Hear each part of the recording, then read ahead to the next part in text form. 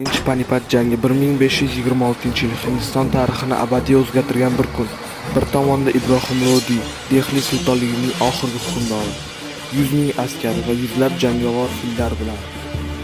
Ikkinchi tomonda Bobur, atigi 12 ming kishilik qo'shin bilan, ammo uning qo'lida tarix ko'rmagan yangi qurol, zambaraklar bor edi. Bugun Panipat jangi, birinchi Panipat jangi haqida gaplashamiz.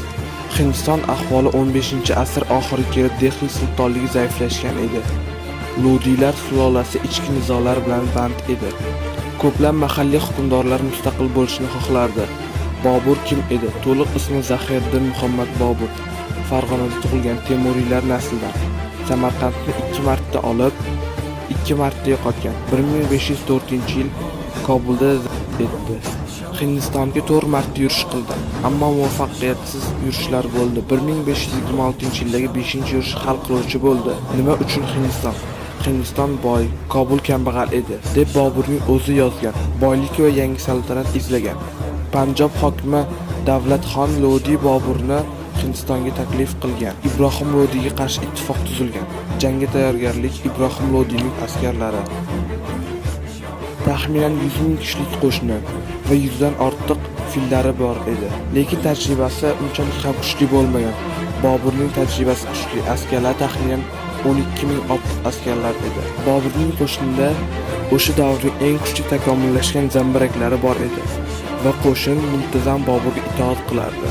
Bu vaqtda Bobur nima qildi? Bobur Panipat shahri yaqiniga kelib to'xtadi. Mudofaa pozitsiyasini tanladi. Chap tomonda Panipat shahri joylashgan edi. O'ng tomonda ariq va daraxtlardan tabiiy to'siq sifatida foydalandi. Old tomonga aravalar zanjirini joylashtirdi.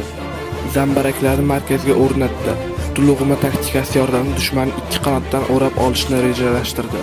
Jang 1526-yil 21-aprel kuni Ibrohim Lodi qo'shini hujum boshladi. Tor maydon sabab katta qo'shin o'z kuchidan to'liq foydalana olmadi. Bobur dastlab chekinayotgandek ko'rindi. Lodi askarlar oldinga siljib, siqilib qoldi. Boburning zambaraklari o't ochdi. Jangovar fillar portlashlardan qo'rqib orqaga qaytdi va o'z askarlarini bosib ketdi.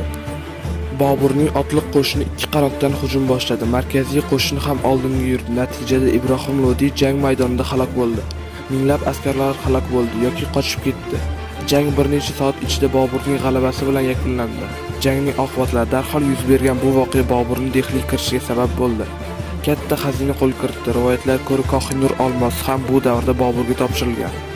Bobur Hindistonning yangi hukmdori deb e'lon qilindi. Jangning tarixiy ahamiyati Dehli sultonligining tugashi, Lodiylar sulolasi hukmronligi yakunlandi.